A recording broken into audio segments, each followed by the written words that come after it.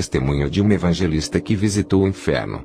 Ela contou a sua experiência para um pastor. Ouça atentamente o relato da sua experiência de ir ao inferno, para que você, pregador e pregadora da palavra de Deus, cantores e cantoras, irmãos e irmãs em Cristo Jesus, venham a se consertar com o nosso Senhor e Salvador Jesus Cristo, e não venham a cair nesse lugar de tormento eterno. Por favor, ouça atentamente esse relato.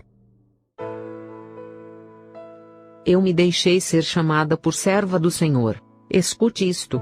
Eu me deixei ser chamada serva do Senhor por 38 anos, trabalhando pelo Concílio Nacional das Assembleias de Deus nos Estados Unidos. Trabalhando arduamente, eu ia de um lado para outro levando a mensagem da palavra. Daqui para lá, de lá para cá, desde que o Senhor me chamou ao ministério. Desde que o Senhor me chamou ao ministério eu levava a mensagem de um lado a outro. Viajei várias vezes ao México, estive no estado de Veracruz. Estive no estado de Guaracá, estive no estado de Chiapas, e em vários estados da República Mexicana levando eventos e concílios de mulheres. Ali estava eu. Me reunia, viajava, e às vezes tinha que baixar até 3 vezes do avião. Descia e voltava a subir, e tinha que ir para compartilhar a mensagem. Eu pensava que fazendo isso, Deus estava agradecido com tudo que eu fazia. Eu pensava que Deus estava agradecido pela forma com que eu me movia de um lado para outro levando a mensagem. Muitas vezes, eu pedia para que o Senhor me mostrasse onde nós iríamos viver, onde nós iríamos passar a eternidade lá na mansão celestial. Eu pedia ao Senhor, porque por várias vezes em várias ocasiões, irmãos e irmãs vinham e diziam em testemunhos que eles iam neste lugar, até que um dia, cheguei de madrugada muito tarde. Como já saíamos tarde do evento, não deu tempo de jantar. Meu esposo disse que estava com fome. E quando chegamos em casa meu esposo disse, tenho fome. E eu disse, busca algo aí no refrigerador e come. Eu venho morta, eu estou muito cansada. Fui para o meu quarto, me atirei na cama com os sapatos. Eu estava muito cansada. Atirei-me na cama de boca para baixo quando de repente, eu senti que a porta se abriu. Eu disse, meu esposo vem. Eu escutei uns passos que lentamente chegou perto da cama. E quando chegou ao lado da cama, me falou com uma autoridade. Eu comecei a sentir que não era o meu esposo. Então me disse, Ana, levanta-te. E quando me disse, Ana, levanta-te, me levantei, e ele me disse, vem comigo, porque hoje vou te mostrar onde passarás a eternidade. Vou te mostrar onde irás se a morte te surpreender agora mesmo. Então ele agarrou as minhas mãos, e começamos a baixar. A minha surpresa, foi que eu pensei que iríamos subir aos céus. Eu pensei que iríamos subir, mas a minha surpresa, é que não começamos a subir, mas começamos a descer, descer, e a descer. E havia uma escuridão enorme, aquela escuridão era enorme, se corria uma cortina de escuridão. Só havia a luz do esplendor do Mestre, que me levava agarrado em minhas mãos. Eu não podia soltar, comecei a fazer força, porque sabia que iria ao inferno, e comecei a dizer, Senhor, eu não posso ir nesse lugar, e ele ficava em silêncio, não me dizia nada, absolutamente nada, somente me agarrava nas mãos fortemente, e seguimos descendo, e fomos baixando, e íamos baixando, até chegarmos ao coração da terra. Quando chegamos ao coração da terra, havia um portão enorme como que estivesse selado. E quando chegamos naquele lugar, o portão estava totalmente fechado até em cima. De repente, começou a abrir, e no momento em que começou a abrir, havia uma pequena cratera. Eu comecei a escutar os gritos e gemidos de 1000 almas, e milhões de almas, e daquele poço, saiu uma peste horrível. Eu comecei a segurar nas mãos do Senhor, e eu dizia, não Senhor, nesse lugar, eu não posso ir, e ele seguia em silêncio, não me dizia absolutamente nada. De repente, a porta se abriu completamente. Quando se abriu, ele me olhou e me disse, conhece esse lugar? Mas eu não suportava a brincadeira. Eu tive que chegar mais perto do corpo do Mestre, porque do corpo dele saía uma brisa fresca que me refrescava. Quando eu saía um pouquinho de perto dele, sentia um calor insuportável. Um calor que não se aguentava. Uma peste horrível. que jamais senti desta maneira. E os gritos e alaridos de mil e milhares de almas em coro que se escutava dizendo: ai, ai, e assim se seguia aquele lamento. De repente, o Senhor continuou me olhando e me disse: conhece esse lugar? Eu lhe disse: Senhor, eu nunca vim nesse lugar, mas por tua palavra, eu entendo que é o inferno. E o Senhor me disse: certamente é o inferno. Aqui vêm todos os que cometem pecados. Aqui vêm todos os que cometem maldades. Aqui vêm todos os mentirosos. Todos os que cometem pecados vêm a este lugar. Todos aqueles que não se arrependem e não me recebem como seu Salvador. Eu fiquei em silêncio, e comecei a dizer: Senhor, não posso vir neste lugar. E o Senhor disse: olha, este lugar te pertence. Este lugar é teu. E quando me disse que aquele lugar era meu, eu comecei a dizer: não, Senhor, estás equivocado. Eu sou tua serva. Lembra? Te sirvo há 38 anos, e faz pouco tempo que eu cumpri 38 anos de serviço. 38 anos te louvando. 38 anos pregando a tua palavra. 38 anos levando a tua mensagem em diferentes partes. Tu sabes o quanto te servi. E quando eu dizia ao Senhor: tu sabes o quanto te servi, ele movia a sua cabeça dizendo que sim. Mas quando dizia que eu era a sua serva, ele movia a cabeça dizendo que não. E eu disse: Senhor, por que dizes que eu não sou a tua serva? E o Senhor me disse: agora eu vou te explicar. Como diz tu que és a minha serva? Como diz tu que me louvava e me glorificava? Olha que você se esqueceu de que quando tu pregava uma coisa, falava uma coisa e vivia outra. Tu dizia uma coisa por detrás no púlpito e tu vivias uma outra coisa.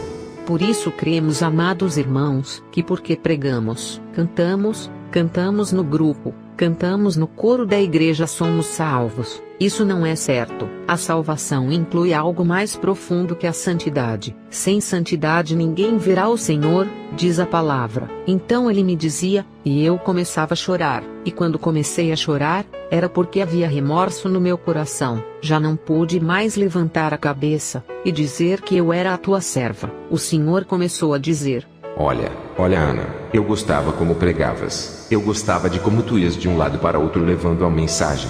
Gostava porque você levava a mensagem daqui para lá. Isto me agradava, mas você falava uma coisa e vivia outra. Ele continuou a me dizer: olha, Ana, eu quero te mostrar algo. E de repente se pôs um telão, assim como se estivesse sendo transmitido em um disco ali. Eu via nessa tela uma prostituta, como vivia uma prostituta. Ele me dizia: olha, Ana, olha essa prostituta. Olha essa prostituta e olha agora como é que você subia nos altares. Irmãos, certamente às vezes eu subia no altar para pregar com calça comprida. Eu subia para pregar com shorts. Subia para pregar com saias longas, mas rachadas até em cima do joelho. Às vezes, eu subia para pregar com blusas decotadas, nada mais que um véu em cima para tampar. Eu olhava na tela, assim subia eu. O Senhor começou a dizer: como tu dizes que é a minha serva, como tu dizes que eu me louvava, me glorificava, e que és minha filha, se tu tivestes como uma prostituta, tu tivestes igual a uma prostituta. Muitos de vocês podem dizer agora: irmãos, isso não é possível. Eu quero que escutes bem. E ele continuava a me dizer: você se lembra que eu te dei um cabelo longo? Lembra, Ana, os cabelos longos castanhos que te dei, e tu cortaste, e pintou de diferentes cores. É certo, irmãos, eu havia cortado os meus cabelos e havia pintado. Às vezes, eu andava 6 meses com uma cor, e outros 6 meses com o cabelo de outra cor, e eu chegava na igreja. Meu pastor me dizia: olá, irmã Ana, que bonito esse look, ficou precioso. Eu pensava que, como agradava ao meu pastor, eu também agradava a Deus. A Bíblia nos diz que estamos aqui para agradar a Deus, e não para agradar aos homens. Esta noite, pode ser que isso seja duro, mas o Senhor me dizia: olha, Ana, o que eu mais demando no meu povo é o vestuário. Eu demando do meu povo vestuário, e olha como anda o meu povo. De repente começou a me mostrar como as pessoas iam nos bares, nas boates, como iam nas discotecas, e nos lugares de rock, como entravam ali nesses lugares, as jovens de saias curtas, calças apertadas que pareciam que haviam colocado 3 em 1 para poder vestir, com saias e shorts cortados até em cima. Eu via como entravam nas boates e centros noturnos, e o Senhor me mostrou e me disse: Olha aí, veja o meu povo como anda da mesma maneira. Da mesma maneira, assim como entram nas boates, assim entram nas igrejas, assim estão nas igrejas. Olha como está o meu povo, olha como vivem, olha como o meu povo está, olha a condição que vive a minha igreja. Meus irmãos, eu tive que abaixar a cabeça, e já não podia dizer que era a serva dele, já não podia dizer que eu não deveria ir ao inferno, já não haviam mais palavras para eu me desculpar diante do Senhor. A única coisa que fiz foi abaixar a cabeça, e compreendi que a mim pertencia o inferno. Comecei a sentir vergonha, e o Senhor começou a dizer: Você se pintava igual a uma prostituta, e eu quero te dizer que o meu povo tem que ser diferente. De 10.000 no mundo, um tem que ser diferente, aquele que louve e dá glórias ao meu nome, porque o meu povo tem que fazer a diferença. E nesse momento, o Senhor começou a caminhar para dentro daquele lugar, e perto daquela cratera, diante daquele poço profundo que havia, onde saía uma fumaça que pesteava a enxofre, e eu já não suportava, e eu tive que caminhar ao lado do mestre. Ele começou a me mostrar: irmãos, tudo ali é vermelho vivo, ali, não há descanso nem de dia nem de noite, tudo ali, é um calor insuportável, ali, tem um cálculo de 3.800 graus de temperatura, não tem como suportar. Se cair um pedaço de ferro, derrete. Se cair um pedaço de ferro, se fazem nada, porque não se suporta as chamas nesse lugar. Ali, estão as almas atormentadas no fogo. As almas começam a gritar e a dizer: Senhor, Senhor, ajuda-nos. E o Senhor lhes dava as costas como se não estivesse vendo, como se não os conhecesse, e seguiu caminhando. Eu segui caminhando atrás dele. Ele começou a dizer: Olha, eu vou te dar uma última oportunidade. Tu tens que ir a eles e falar da palavra. Não importa que te critiquem, não importa que te tirem do movimento, não importa que te tirem da igreja. Vai e fale da minha palavra. Tudo que estou te mostrando aqui, vai, e leve a mensagem para que se arrependam. E aí começou a dizer: Olha aí muitas almas, todos estes que tu vês me chamando de Senhor, me chamando de Pai, é porque eles um dia me louvaram, um dia estiveram na igreja, um dia cantaram no coro, falaram em línguas, profetizaram e pregaram a palavra, e muitos deles tiveram crédito nas igrejas, tocaram no grupo da igreja, e agora estão aqui no inferno porque viveram uma vida hipócrita e rebelde diante de mim. Eles apresentavam uma cara na igreja e outra cara no mundo, eles vinham e aplaudiam, e nas suas casas maldiziam, eles gritavam e faziam tantas coisas, e agora estas almas estão ardendo aqui no inferno.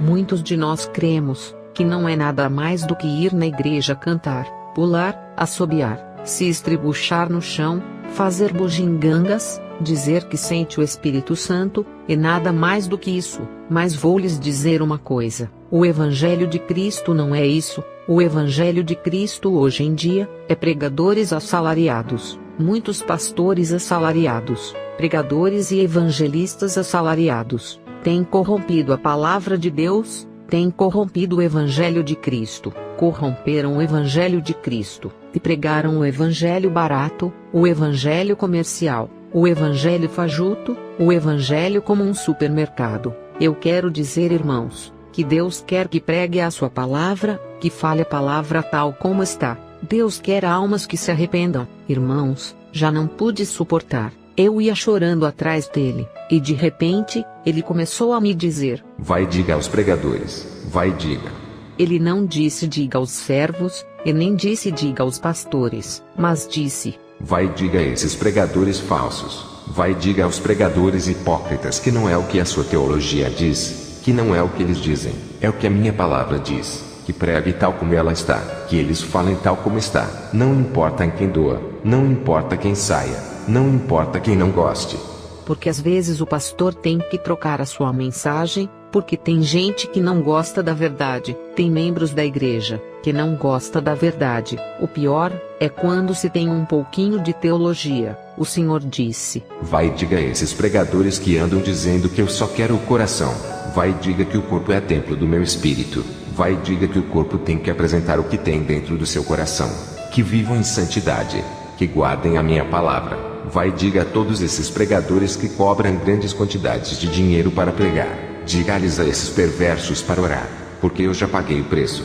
Vai e diga para esses cantores que andam com honras e seus pecados, diga a esses cantores que têm profanado o meu lugar santo, onde já não se chamam de servos meus, mas se chamam de artistas. Vai e diga a esses perversos que se arrependam antes de pisar no lugar santo.